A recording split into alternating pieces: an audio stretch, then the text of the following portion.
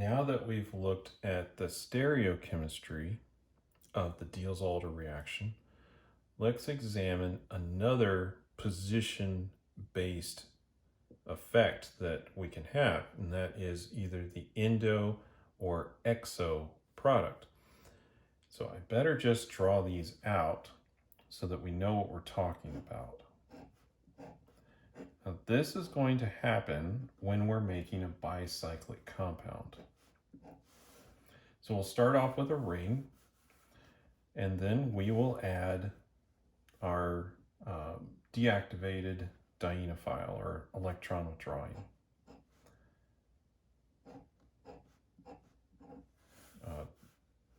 dienophile. There are two ways that this could be approached, and they will make two distinct products, the endo and the exo version. So I'm just going to draw these out, and then we'll talk about which is favored, and we'll try to explain how this works.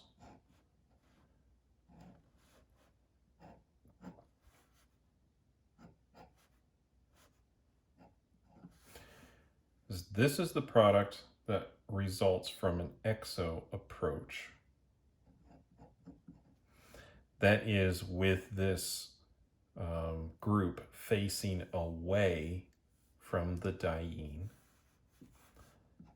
And it will also make the endo product.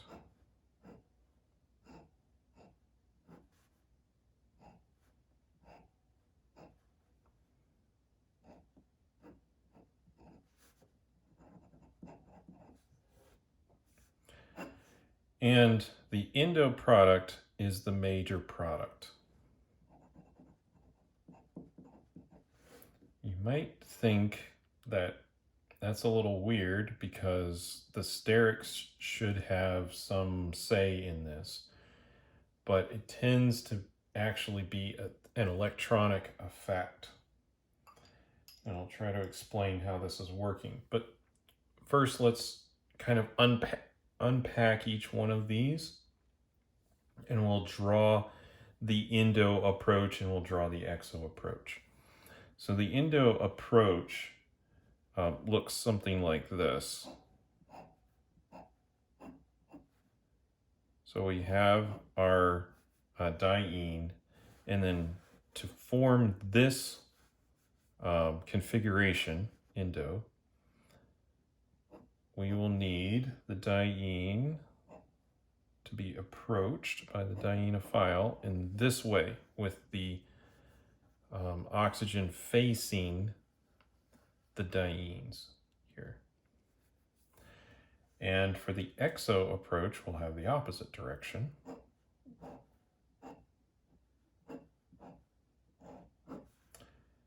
We will have it approaching this way, with the electron withdrawing group facing away.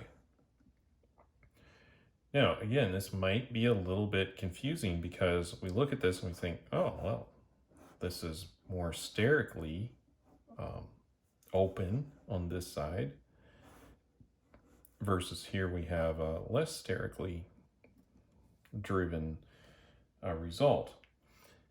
But there's another factor, and that's electronics. So I'll try to draw out a whole bunch of molecular orbital diagrams here so that we can try to see what's really going on. And look at this. So for either case, the diene or the dienophile, in this situation, we have two double bonds, right? So we're going to have very similar molecular orbitals. So I will just draw one version of that so that we're not getting as confused.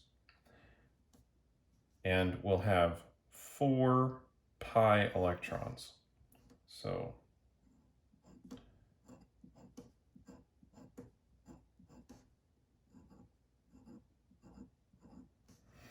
we're going to have 4 molecular orbitals generated because we started with 4 atomic orbitals.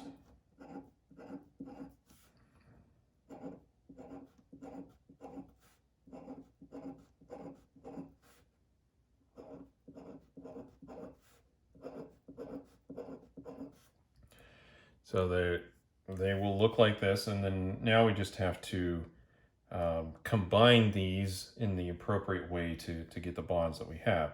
So the first molecular orbital that we'll have includes overlap for the entire molecule. And this includes for the diene, and also in this case the dienophile. Then we have overlap between this carbon and that carbon and that oxygen, or these two carbons and those two carbons. Again, the molecular orbital diagram is the same for both of these cases. Then we have we have to add in another node. So this is a slight anti-bonding orbital right here. And then we have the full anti-bonding orbital with no constructive overlap right here. Now, when we start off, both of these have 2 orbitals that are full, so 4 pi electrons. And so we're going to have this configuration, the fully bonded one. That adds up to 2 pi bonds, and with no antibodies because these are empty. When we're making the Diels-Alder reaction go forward, we are going to have to interact the highest occupied molecular orbital, which is the HOMO, with the LUMO.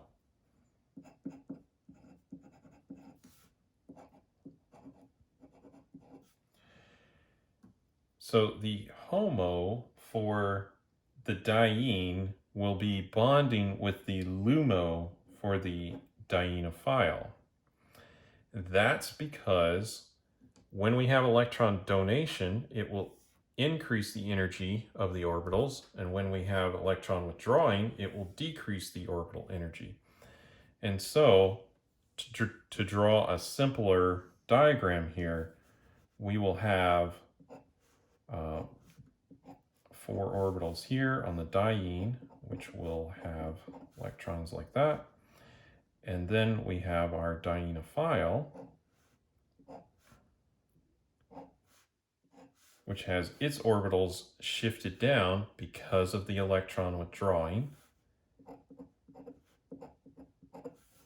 And so we have this orbital configuration. The new bonds that we're going to be forming is an interaction between the HOMO of the diene and the LUMO of the dienophile. So there's going to be a new bond right here. So I draw that because we really don't have to look at this orbital or that one. We just need these 2 configurations, but we need to know what these look like so we can draw them on the molecule here and understand which orbitals we need to look at for the interaction. And then we can start to see what matches up and why the electronics are really controlling that endo is the major product. So here we go. Now that we've laid all of that groundwork. Now this is going to get a little bit crowded, so I'm going to try to draw this kind of large here.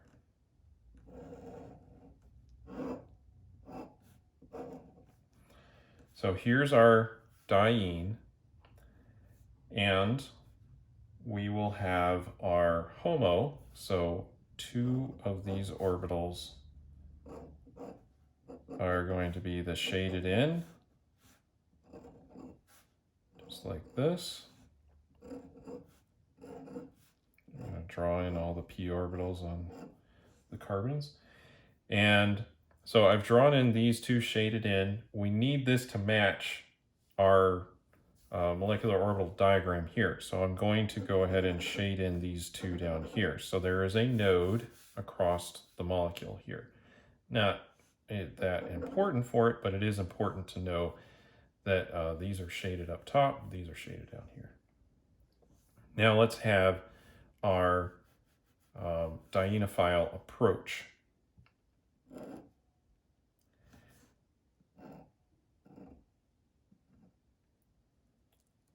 So we have this approaching in the way that the oxygen is facing away. And so here's the oxygen. And I'm just going to write OX because otherwise it's going to get confused with all of these p orbitals that I'm going to draw on here, right? So that's just for us. Not that I know that oxygen's atomic symbol is O. And we need to draw the LUMO on this molecule here. And we need to do it in a way that is going to match up with this orbital and that orbital right here. So this one has to be unshaded at the top. So we have that, and you notice how the LUMO is that one down, and so we'll put that one down as well. And then we have in the middle these two like so, like that. And you'll notice that I've got primary overlap between here and here when that's being approached, but I don't have any additional overlap. That's all I've got. And that is enough to have a reaction happen. But what happens when we turn things around a little bit and look at the endo situation? Because this is the major product, and so we should look at that and see if we can explain that a little bit better. So I get to draw the same thing over here, and I think I can draw this a little faster since we all know where this is going.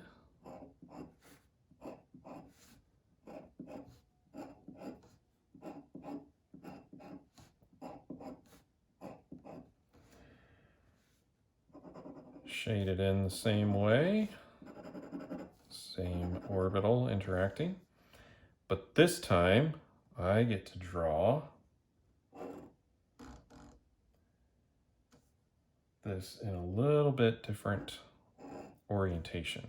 So now, instead of facing away, we're facing into, so endo. And the oxygen is still down here, so I'm still going to write it as OX.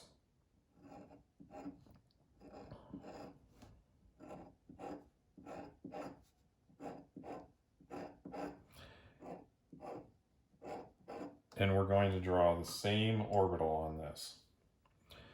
So we need primary overlap right here. So this has got to be not shaded in. This has got to be shaded in then.